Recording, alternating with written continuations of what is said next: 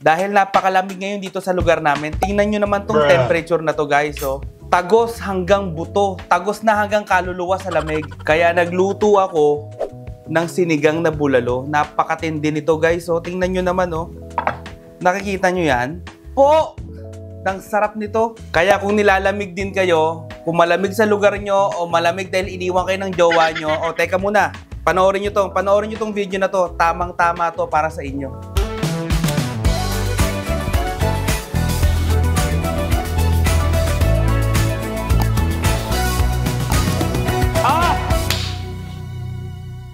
Ito lang yung mga ingredients na kailangan nyo. Basahin nyo na lang dyan sa screen, guys. Etong ginagamit kong sabaw, yung hugas bigas. Maghuhugas lang kayo ng bigas, yung pangalawang hugas, yun ang kukunin nyo, sasalain nyo dito. Kasi nakakatulong to sa pagpapalapot at mas lalong sasarap pa yung magiging sabaw ng inyong bulalo. Tapos ito naman, dahil nga nasa Canada kami, dito sa lugar namin, walang sampalok, kaya yung nasa bote ang binibili ko. Kung kayo nasa Canada o nasa abroad, pumunta lang kayo sa Asian store, hanapin nyo itong tamarind leaf.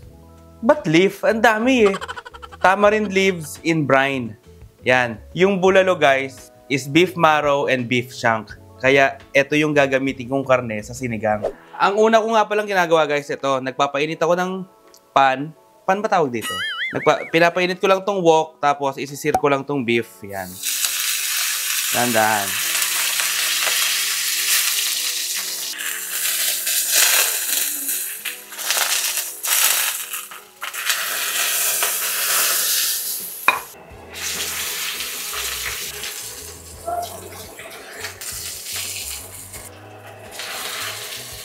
Guys, kaya ako ginagawa to sa karne bago ko lutuin. Para magkaroon siya ng brown yan. Ang tawag dito, Maillard reaction. Pampasarap pa to sa karne para mas ma-enhance pa yung lasa ng karne. Try nyo din. Baka magustuhan nyo. Huwag nyo nang linisin. Magdagdag kayo ng mantika. Tapos, mag-gisa na kayo ng sibuyas at luya. Low heat. Low heat lang to guys. Ngayon guys, baka nagtataka kayo, bakit ako gumagamit ng luya? Subukan nyo din gumamit ng luya sa sinigang. Masasarap pa yung sabaw ng sinigang nyo. Promise yan guys. Subok ko na to. Gisahin nyo lang maigi. Pag nagisa nyo na maigi, ibalik nyo lang tong karne. Sana magkasya.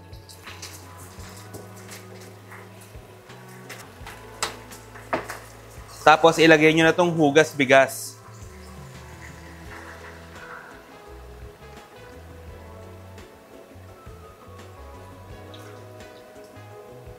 Hindi kasya. Dapat tatay malalim. Ngayon, hintayin nyo lang kumulo, tapos takpan nyo na. Low heat pa rin yan. Guys, dahil hindi kasya dun sa isang lalagyanan, kaya ito nilipat ko sa mas malalim na lalagyanan. Kaya ang gagawin ko lang, magdadagdag ako ng kalahating basong tubig. Yan. Tapos, maglalagay ako ng paminta. Pamintang durog ang ginagamit ko ha. Ito optional lang. Kung gusto nyong mas maging malasa yung sabaw, maglagay kayo ng beef cube. Yan. Tapos takpan nyo lang, pakuluan nyo lang ng mga 1 oras hanggang 2 oras or hanggang sa lumambot na yung karne. After mga 5 minutes guys, magkakaroon yan ng mga scums. Yan o. Tanggalin nyo yan. Kahit mahirap tayo, hindi tayo nakain ito ha. Madumi yan guys. Tanggalin nyo. Oh.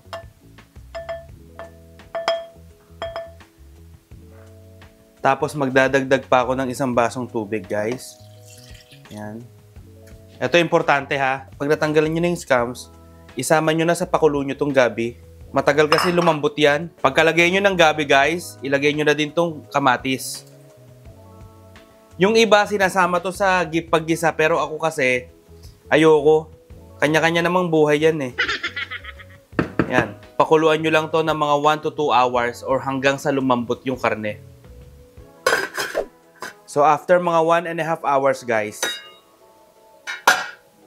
napakalambot na nito. Kaya ang gagawin ko, maglalagay ako ng 1 sinigang mix, 1 pack. Tapos, dadagdagan ko ng dahon ng sampalok. Hindi ko ilalagay yung buong bote ha. Siguro mga ano lang, kalahati. Kalahating bote lang yung ilalagay ko. Okay? Yan. Tapos, ilalagay ko na din tong siling haba. At hahaluin ko lang guys. Haluin nyo lang.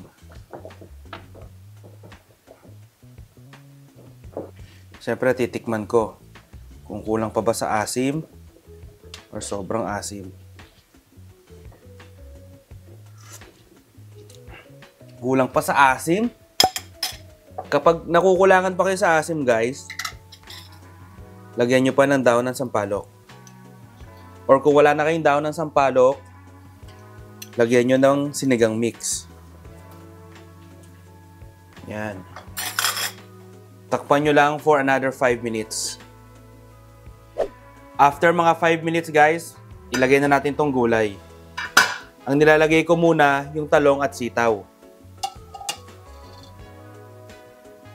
Ilubog nyo lang maigi. Yan. Dapat nakalubog lang siya. O baka sabihin nyo, bakit hindi ako naglalagay ng labanos at okra?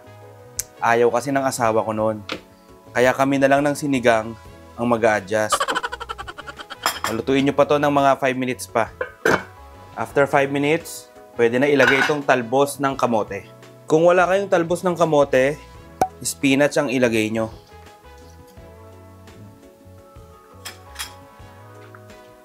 Lubog nyo lang. Tapos, tikman nyo kung okay na sa alat. Tikman nyo. Yan.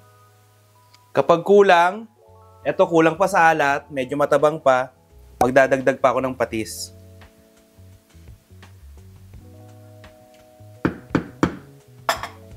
And then that's it, guys. Ano pa hinihintay nyo? Tirahin na natin to.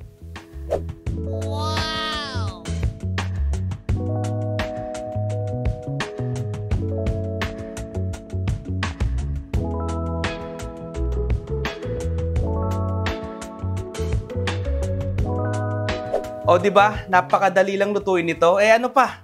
Tirahin na to. Ngayon, ang gusto ko sa sausawan ko, patis na may kalamansi at chili flakes. Yan. Siyempre, ang una nating babanatan dyan, ito. Po! Tingnan nyo naman, no? Tapos, ang gagawin ko dyan, ilalagay ko sa ibabaw ng kanin. Yan, hatiin ko. Kasi baka pag kinain ko ng sambuo, mabuwal ako dito. Hatiin ko, lalagyan ko ng sausawan. The perfect bite. Po! Ah! Nang tindi! What? Alam nyo, napakasarap talaga nito. Tamang-tama yung asim niya, yung... Tama lahat. Po! Napakatindi. Napakalasa. Tapos yung sabaw. Sarap. Perfect na perfect to, guys. Kapag napakalamig talaga ng panahon, siguradong tataob ang kaldero ng kanan nyo dito. Pati kaldero ng kapitbahay nyo tataob. Eto, shoutout nga pala dito kay what said ba? Said what? Ayan, niluto ko na yung request mo. Siguraduhin mong lulutuin mo to, ha? Kasi talagang napakasarap. Ang sarap talaga, guys. Ang sarap. Kaya ngayon, kung meron kayong mga request, kahit mahirap yan, i-comment nyo lang, tsatsambahan natin yan. At ang pinaka-importante dyan, ang pinaka-importante dyan, i-like nyo na tong video, mag-subscribe na din kayo. Itong paborito ko dyan oh. Kita mo yan? Yung litid. Sasaw-saw mo, oh.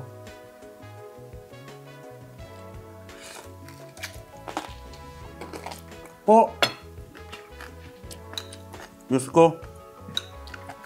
Kung wala kang sakit, magkakasakit ka eh. Wow! Pero okay lang to paminsan-minsan. Huwag naman araw-araw, di ba?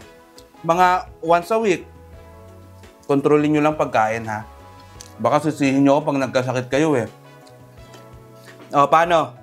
Next week na lang ulit.